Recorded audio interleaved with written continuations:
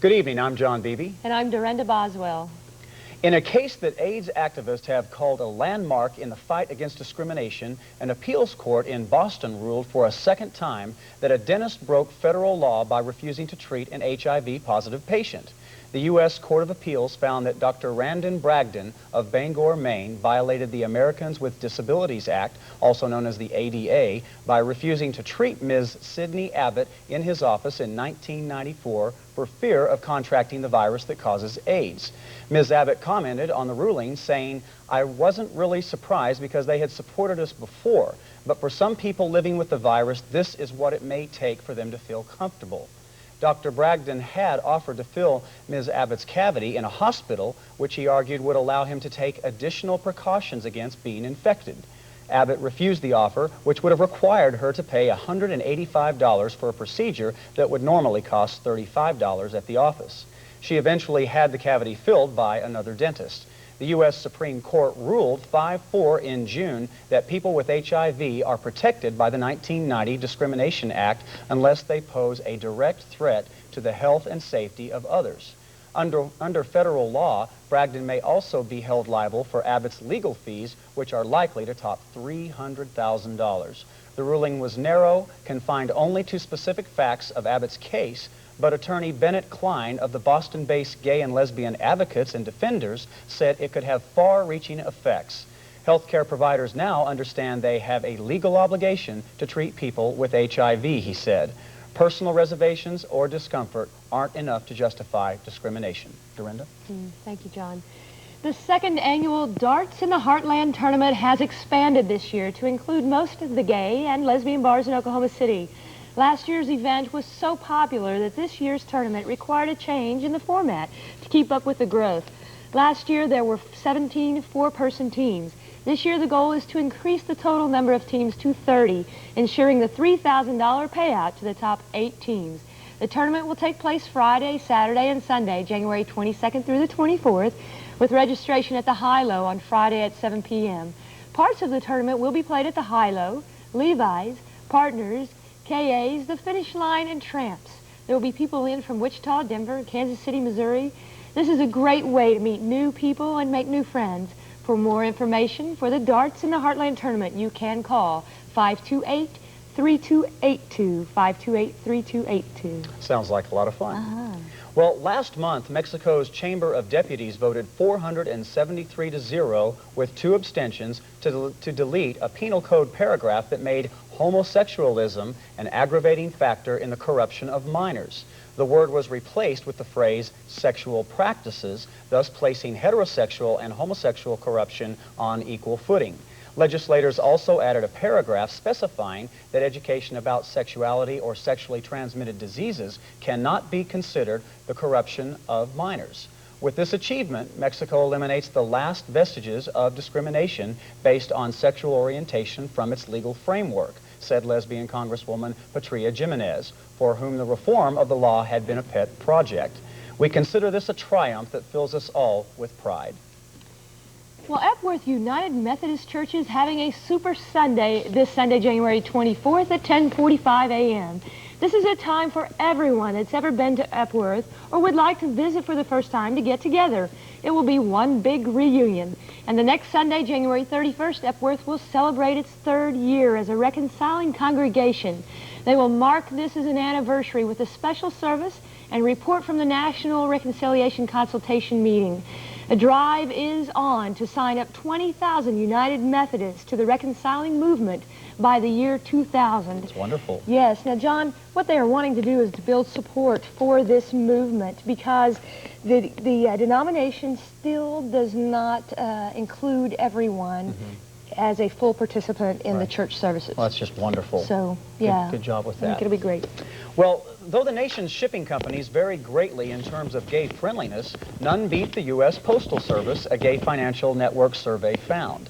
According to GFN, neither the United Parcel Service, known as UPS, nor FedEx Corp which owns Federal Express and Caliber Systems, have a non-discrimination policy for gay workers, although FedEx does have a gay employee group and mentions its gays in diversity training. A spokesperson for Airborne Freight said the company's non-discrimination policy includes sexual orientation, but would not disclose the specific language. DHL Worldwide Express includes sexual orientation in its non-discrimination policy and held a recent sexual harassment program that included gay issues, but does not offer domestic partner benefits, nor does it have a gay employee group. The U.S. Postal Service appeared to be among the gay-friendliest. As a federal government agency, it does not offer partner benefits, but does mention gay issues in its diversity training and does prohibit discrimination.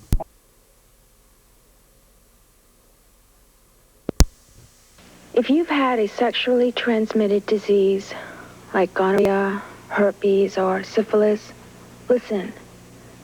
What you were doing that exposed you to that disease could also expose you to the AIDS.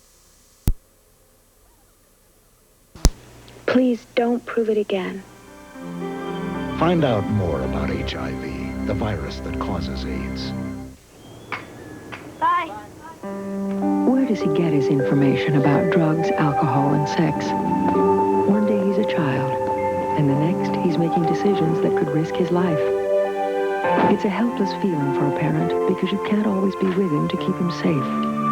But you can teach him how to be safe, and those words will stay with him, even when you can't.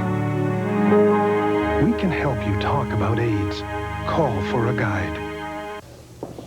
Welcome back. This week's special guest on our edition of Inside Out is Dr. Ralph Richter, head of clinical pharmaceutical trials in Tulsa, a branch of the VaxGen company, the company that is now producing a potential vaccine that is currently in the phase 3 study phase in Tulsa. Dr. Richter, welcome, sir. Thank you very much. In the past couple of years, greater focus has been placed on prevention, more specifically vaccines, as opposed to perhaps finding a cure for HIV and AIDS. Is there a reason for this?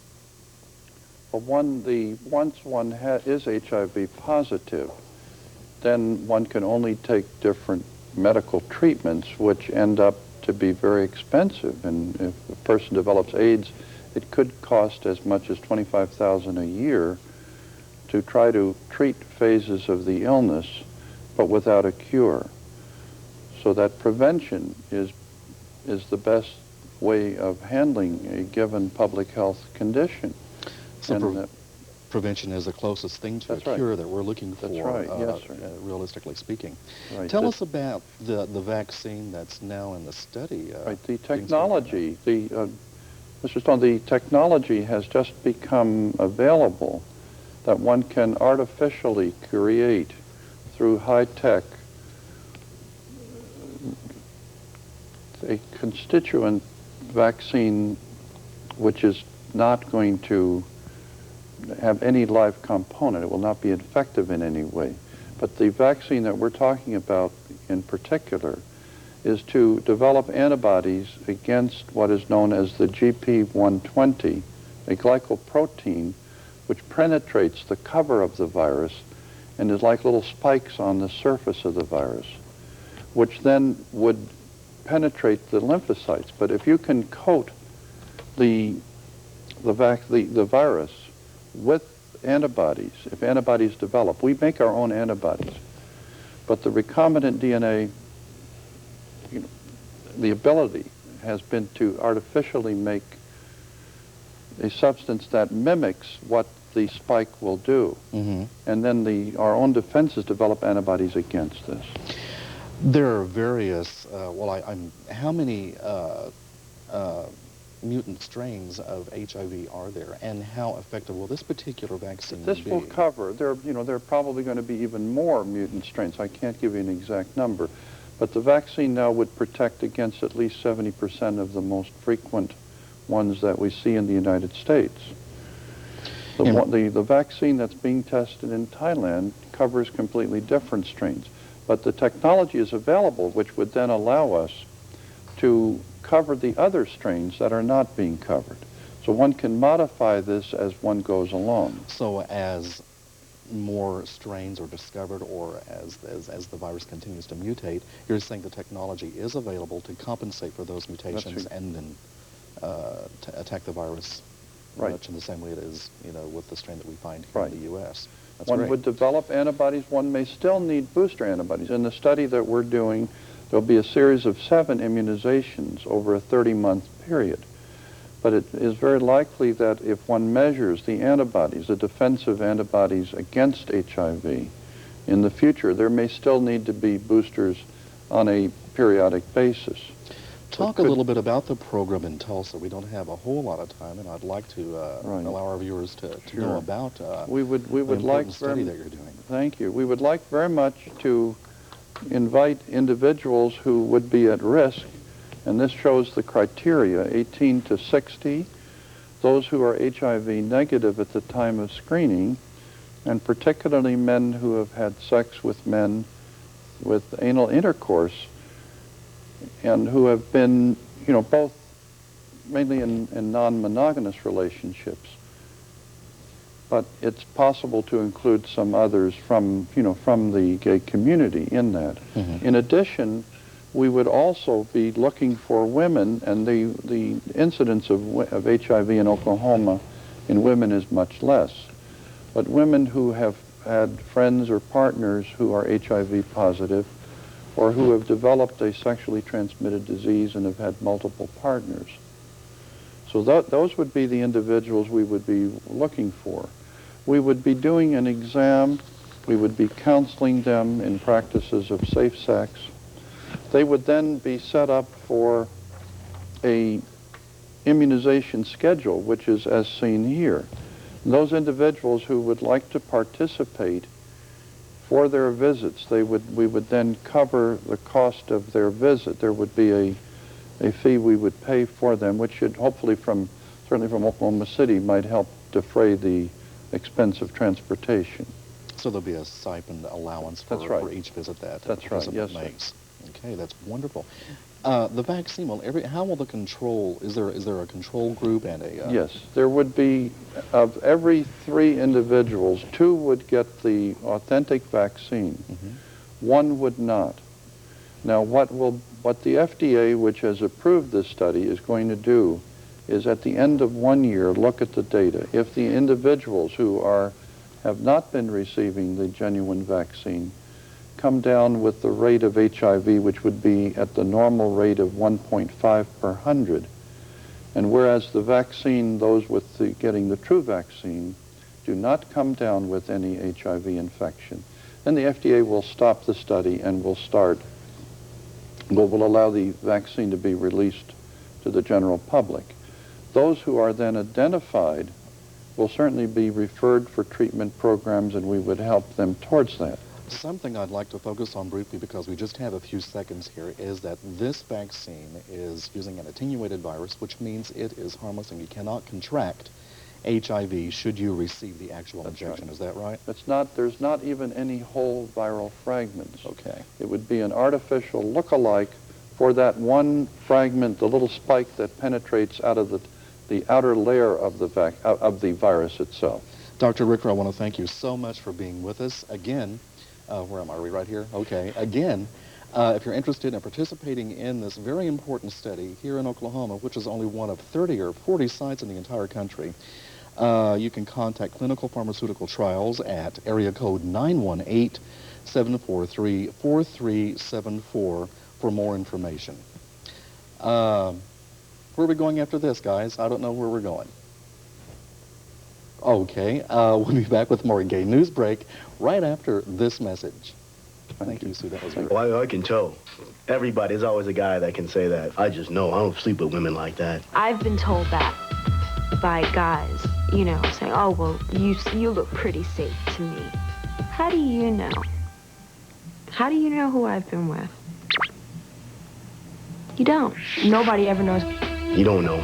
Nobody ever knows that I have AIDS unless I tell them. I could walk into a room and nobody would ever know. Respect yourself. Welcome back, and with us this evening we have Mr. Tom Comstock, who is a massage therapist. How are you this evening? Very good, thank you. Good. Thank you for being with us. How long have you been doing massage? Well, I've been practicing massage professionally for a little over 2 years, but I've been doing massage with friends and family for about 10 or 12 years, quite a while actually. Well, I'm a massage therapist also, and so I know I've been in practice for 3.5 years, and I always mention that I've been rubbing for a long time, family and friends. So, well, what is the origin of massage for you? What do you feel like it is? Well, I think it can be traced back historically for quite some number of years. In China, we've got it documented back 3,000 years ago where they were using massage for therapeutic purposes. The father of Western medicine, Hippocrates, said, physicians must be experienced in many things, but most assuredly rubbing. So it goes back quite some time. The human touch is so healing. It is. And so what effects, besides healing, do you feel like it does have on the body? What kind of healing do you feel like it has? Well, it's the Touch Research Institute in Florida has done a lot of research recently, and they've come up with a lot of real good statistical data to show us things that massage actually does. And we've known for a long time that massage feels good and it's healthy, but now we've got something to back up those feelings that we've had. One of the most easy things to document about massage is how well it works for the circulation system and the lymph system. Massage increases the circulation system, which allows your bloodstream to feed your body better, which of course is going to be a lot healthier. And the lymph system is kind of like it's like the sewer system of the body. It's what takes the toxins and the waste material out of the cells, and massage helps to increase the lymphatic flow, which of course is very, very healthy. Massage also helps for things like headaches. They've done a lot of studies where headaches have been reduced by massage. In cancer patients, they find reduced pain. In surgery and dental procedures, they find that there's a faster healing time. There's been a lot of studies with infants where with children, little tiny babies, they gain weight faster, they're more alert during their waking times, they sleep better. And with premature babies, they're released from the hospital an average of 6 days sooner if they receive massage on a regular basis. Well, I know from my own experience that a lot of people find this still as just a treat to do for themselves, rather as a therapy, as a healing process. Well, it certainly feels good. It does feel good. I know we just had Dr. Richter here and talking about AIDS, and I have helped AIDS patients with my massage therapy. Have you found that that really helps them? I have personally found that, and also there's some studies to back this up too. With HIV, they find a pretty dramatic increase in the natural killer cells in the body from massage therapy. Also, massage is proven to work to have a big impact on anxiety and depression, which can be a problem for people facing the HIV issue. Yeah. So it can be really healthy for people with HIV. Well, what should one look for in a massage therapist? When you go out there and you want to get a massage, how do you pick one? How do you pick one? That's a great question. The first thing I'd like to mention about that is that there is no licensing in Oklahoma, and that's kind of a blessing and a curse. The curse is that any bum off the street can hang up a shingle and say, I'm a massage therapist. But the blessing is a lot of good people that have been doing massage for a long time can get into the field pretty quickly. So I've kind of got some questions that I've told other friends to ask, and I can share those with you now. Great. One good question I think to ask is, what kind of a table does the person use? And if the person tells you that they use the bed or they use the floor or something, you probably have a pretty good clue they're not a very therapeutic massage person. They're doing something else perhaps. Another good question to ask is about their training or experience. And another question you might ask would be if they provide a sheet or a modesty towel during the massage. And if they don't have those things available, probably there might be selling something other than massage. Yes, I've had those calls over and over. Well, Tom, thank you for bringing this issue for us, and it's just a wonderful way for healing. It is. It's a beautiful way to therapize your mind, to give you some stress relief. And so thank you, and what a pleasure to meet you. Hopefully we can trade massages. It's a great idea. I know I need one. I can always use one. All right, well, thank you. If you need a massage, I encourage you to get one. It would be very good for you.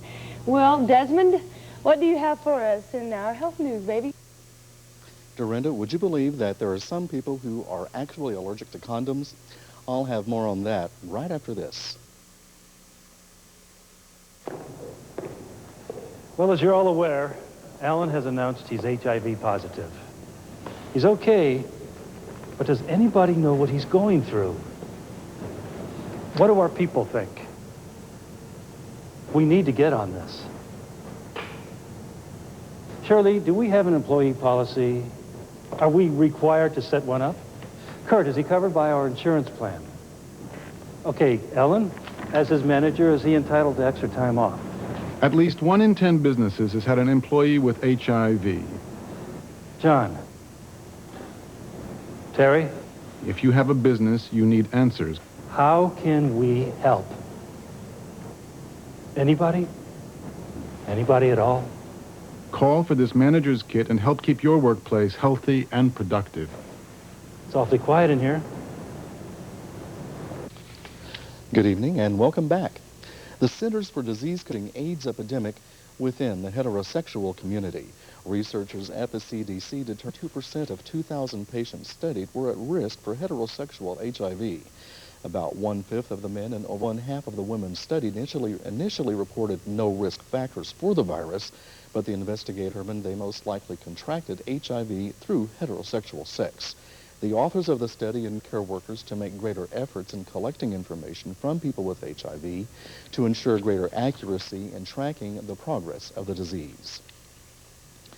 Focusing on the health of lesbians, a committee from the Institute of Health at the National Academy of Sciences have released the results of a study that was started in 1997. Among other things, the data revealed that most doctors know very little about lesbian health. Additionally, the study showed that lesbians may be at sure. The Institute of Medicine urged the government and other agencies to conduct and fund research to promptly address these and other unknown health factors surrounding lesbians. Traditional latex condoms provide the best protection against sexually transmitted diseases, but if you're among the up to 17% population who is allergic to latex, then using latex could pose a bit of a problem. Symptoms of loss of breath. But there is one safe and simple alternative when having safer sex and using latex condoms. Use a lambskin condom over or under one made of latex, depending upon whether the receptive or penetrating partner has the latex sensitivity. But never use lambskin condoms alone because virus particles could easily pass through this type of sheath. And that wraps it up for your health news this week. Chuck, what's up in entertainment news tonight? Well, Desmond, there seems to be a rumor that famous lesbian singer Katie Lane may be joining the cast of Xena Warrior Princess. Stay tuned to see the story that I have for you. Stay with us. I'm in love, and it was a different guy every 3 weeks. I didn't understand that. The safest form of sex is no sex. People will tell you, everybody's doing it. Well, then you'll have no problem finding somebody else to do it with them, will you? I don't look back and regret ever not taking up an opportunity of sleeping with someone. No sex. Secondary virginity is what I practice, which means I've had sex in the past, and now I've stopped. The next time I will have sex will be when I get married. Respect yourself. Protect yourself. Good evening. I'm Chuck Jones with tonight's entertainment news. And for all you Katie Lang and Xena Warrior Princess fans, I'm sure you've already heard the rumors that Lang is scheduled to make an appearance on the popular TV show. Well, as it turns out, those rumors were exactly just that. They were rumors. A spokesperson for the show told reporters that no, the soulful singer would not be appearing on Xena. But you know, I do believe that it's time they gave Xena a girlfriend, and Miss Katie, she would be the perfect choice. And it seems that even celebrity house hunters run into the last-minute frustrations. According to a recent report, talk show host Rosie O'Donnell was set to purchase Madonna's $6 million mansion. But apparently Madonna stayed at the house over the holidays and had a great time there. She called up Rosie, who is a close friend of hers, and told her that she had decided to keep the house. Madonna did go on to say, though, that Rosie would have an open invitation to stay there whenever she wants. The setback didn't seem to bother Rosie any, though. She has decided to start looking for a home in Palm Beach. And finally, it looks like that gays fared quite well at the recent People's Choice Awards. Among winners was Will and Grace. They tied with Jessie for Best New Sitcom. And ironically, Nathan Lane was named Best New Performer in a Series. His series has been canceled. And Elton John was voted all-time favorite male performer, a much-deserved award. Stay with us. We'll be right back.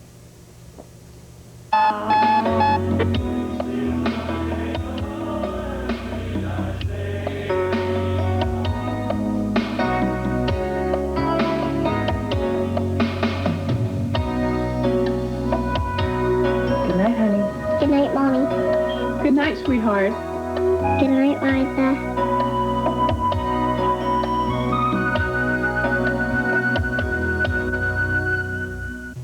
Thank you for being with us tonight. We'll see you next week. Good night. Thank you. Good night. Good night.